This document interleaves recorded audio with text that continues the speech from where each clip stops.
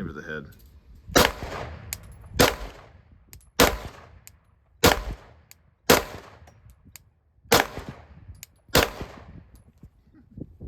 I like this reticle. All right, welcome back, guys. Today we're going to be talking about this optic right here.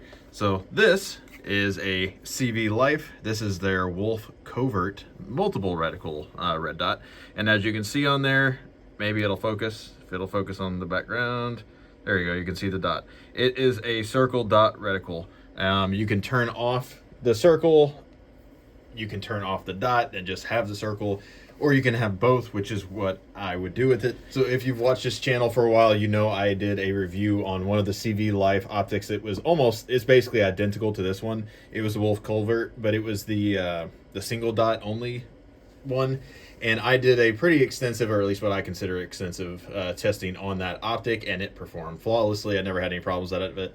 I also did a durability test on a whole bunch of budget optics, where I destroyed a bunch of optics, including the other one that they had sent to me earlier. So if you're interested just to see how durable this design itself is, you can watch that review. It's durable enough, but it's not the most durable design just because of well, a few different things. So having done a review on the other model that is basically identical to this one, other than the reticle being different, this is not going to be a super extensive review. I still did what I would consider thorough enough test on this optic, because I don't consider something like this an optic that's going to be used for duty use or for anything of, you know, kind of high wear and tear. It's going to be more of maybe a nightstand gun.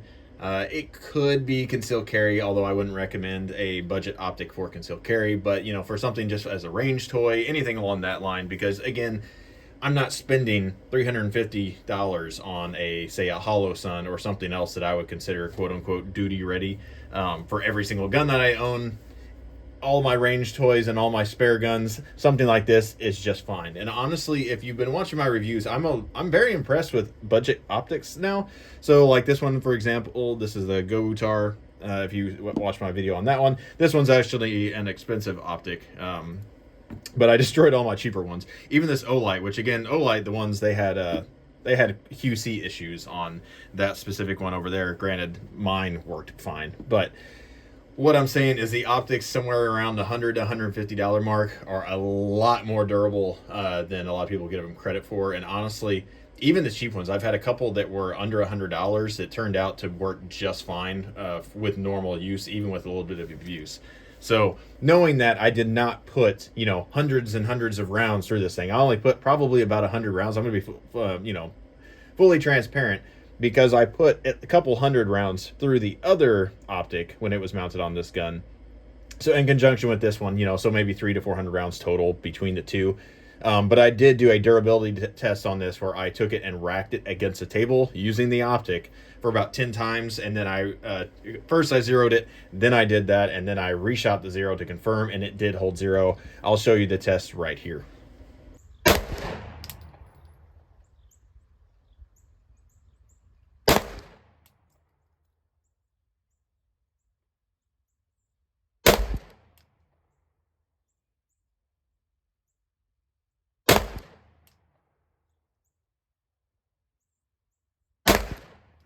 1, 2, 3, 4, 5. It's possible I jerked one of those, but overall that's pretty good. We're just going to say that's a fluke, or it could have just been the first shot. Maybe the barrel cooled off a little bit. That does have an effect. So we're going to say that's the zero and ignore that one for now. Or you could just say, you know, the middle's zero. Maybe those two were slightly off. It's range ammo. Now I'm going to hit the optic on the table 10 times, rack it using the optic. We're going to shoot at this one and see if the point of impact changed from here.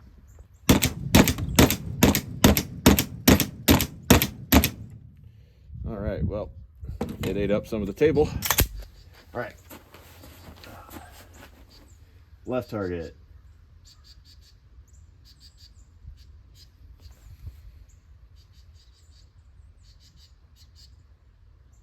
Good trigger pull.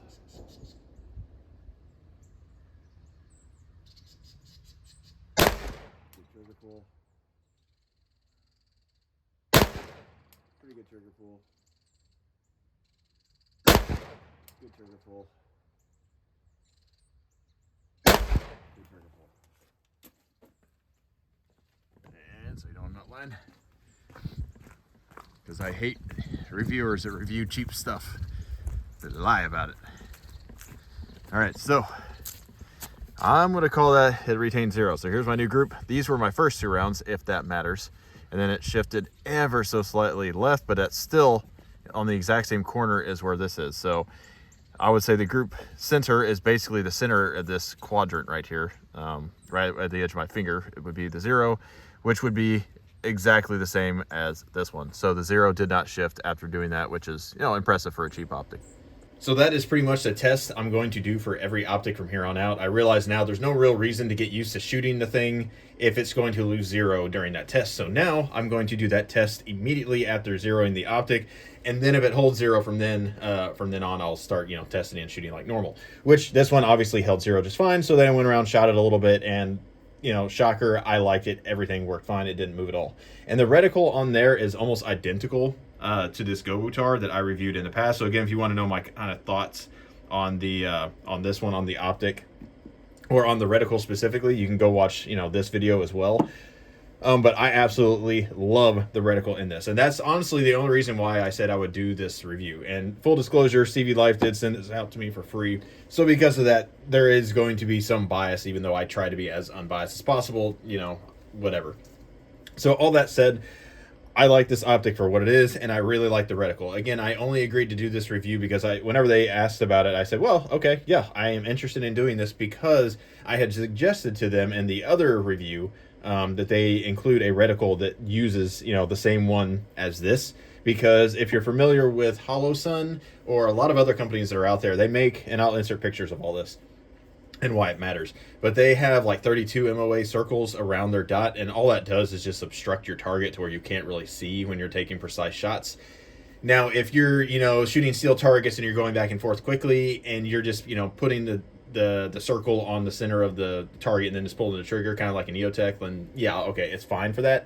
But when you want to make a precise shot on something like this, which you can't see it because it's not focused, but on something like this, that circle being bigger allows you to actually see some of the target through it where the dot is, so that circle is not obstructing your view, which I really like. If you're familiar with, I believe, is it Trigicon?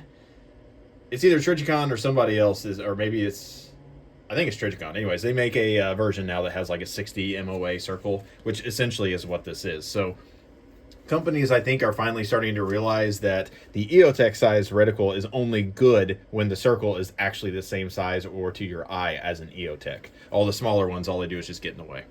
Here's what the reticle looks like. See?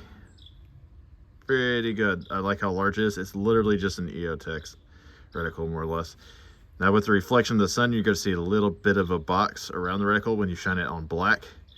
But everywhere else, it's fine, and it gets plenty bright for the daylight. Let's fire a couple rounds into this guy just so you can kind of see the recoil. And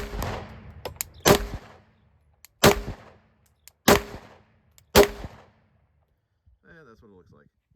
As you can tell, it is ever so slightly crooked, at least to my eye. It's cockeyed to the right. The circle is a little annoying, but from a practical standpoint, it doesn't matter. One thing I will mention, and I don't know if I'll be able to get this to show up, the glass itself is good and clear, but whenever the sun is up and to the right, like in the early mornings, the sun was to my right and kind of in front of me and to the right just a little bit, so the sun was coming in kind of from this direction. It was reflecting off of the lens down in here where the emitter is, and there's not a lens. I don't know if you can see this or not. But yeah, right about there. You can see the little red light. So there's not a lens kind of keeping stuff from going down in this hole. There's just the lens that's over the emitter itself. That was causing a problem with you. You would get like a red box around the reticle when the sun was shining directly in here because it was reflecting off that basically back onto the screen, and then you could see it. Again, it was only in the early morning when the sun was shining directly on it, and I've had pretty much all my other optics do that. This one does that. The Olight does that. I don't believe this one did, but I could be wrong. I don't remember. But I would say pretty much all of my budget optics that were pistol mounted did that. The only ones that haven't done that are the completely enclosed emitters and the HoloSuns. They're the only ones that I've had that have not given that little box. And honestly, it's not a big deal, but it is something that I think is worth noting. Yeah, so there's your reticle right there. You can see, if I shine on the black, you can see that square around the reticle. That's a reflection of the sun on the emitter lens. Kind of annoying, but see, it disappears if you're aiming in other areas. Or if you're aiming at the sky, it disappears. So it only shows up in dark areas if the sun. So if I shine over here in the dark area, it disappears. So all right, so I will mention what it comes with because I'm going to have something to say about that here in a second. There's all the screws. It does come with an adapter plate for the MOS, so that is nice. And it comes with a Picatinny rail mount, which is also nice. And it comes with a cover, which I'll never use. The screws, I will say, so here's a picture of all the screws it comes with. None of them worked on this specific slide. This is a Brownells RMR Zev style cut slide, so it has the posts that come up where the screw holes are, and then you have thinner screws that go into the post. So it's a non-traditional, so it's not using something like this. It just has posts right here that thinner screws screw into. So they do include screws in theory that work with the slide. The problem is they're too short. So the screws would not actually reach down far enough to engage the thread at all. So CVLife, you need to include a longer set of screws. I believe they're the 440 screws for this slide, because the ones you have are not long enough. Now that said, I've had like 20 different optics at some point, so I just grabbed another set of screws and use those, and it worked just fine because basically all the screws that companies use are the same at this point. So that's annoying, but if you have a set of screws already, then fine. But just know if you have the Zev style cut RMR slide, you're going to be annoyed with that. You're going to have to find your own screws. On here, again, this is the reticle. It's a 50 MOA circle dot with a 3 MOA dot. It works just fine, or you can change it to where it's a circle or just a dot. I absolutely love this. This specific optic I took to a night vision course. It was a Green Line Tactical low light class where you use night vision along with white light for some of it. And this under NVGs was fantastic. So now, granted, the glass clarity on all these is going to be slightly different. No, I did not test this one specifically with night vision because, in my opinion, you shouldn't be using this on something that is for serious use that you'd be using with night vision. Now, granted, if you're just shooting out at the range and you're having fun with night vision, yeah, this would be perfectly fine. But for that, you really don't need super clear quality glass. That's not really that big of a deal. And for the price of this thing, you're not getting super clear quality glass anyways. So I absolutely love the fact that it comes with a mounting plate because these little Picatinny rail sections. Now, one thing I will say, CVLife, include a little raised Picatinny rail slot right here, a locking lug or whatever you want to call it that fits in between the rails. That way this round piece is not sitting there going back and forth because there's nothing to keep this from going back and forth other than this bar, which is round and not going to fit in that Picatinny rail slot perfectly. So include a bar right here or a locking lug that sticks out. That's the only gripe I really have on this, and that's a small gripe. But it is there. All right, so here are all the features. For those of you who want to know, there's your window size, eye relief, all that good stuff. The reticle, the size of the optic itself, it is shockproof and waterproof. There's your adjustments range. The click values are 1 MOA adjustments, and they are positive. They don't feel cheap. They actually feel pretty good. There's your battery life. I didn't test that, obviously. It's going to get more or less depending on how bright the thing is. I really don't care about battery life, honestly, because it's so easy on something like this to change out the battery. It's literally on top. You just unscrew it, put a new one in, you're done. Not a big deal. Change out your battery. If you're really super paranoid about it, change it every 6 months. If you're not paranoid about it, just change out whenever the thing dies. It's not really a big deal because, again, this is not going to be something, in my opinion, that you're going to be putting on something that's, quote unquote duty ready. Or do like I do and just change out all your batteries on all your optics once a year. And just so you kind of get a reference, this is about how large it is. It lines up almost perfectly with the rear sight on the Glock. You might, if you have a taller set of like night sights, they might clear this, but I doubt it. You're probably going to need suppressor height sights. Is that a big deal? No, not really. All these other optics. This one is a chunky boy. It requires night sights. This one requires night sights. Although this one actually has a cutout right there. Oh, sorry if I get it on camera, to where you can kind of use this as a rear sight if your front sight's a little bit taller. So the only one that was low enough was the O-Light. You can see on here it's actually really, really low. And compared to this one, I don't know if you'll be able to see that, but it's significantly lower than the back of that one is. But the only optics I've ever been able to use that you could actually use like stock Glock sights with it are the EPS Carry and the EPS series from HoloSun. So is that a detriment to this? No, pretty much every optic on the planet other than the HoloSuns require you to get night sights. So that honestly is not a big deal to me.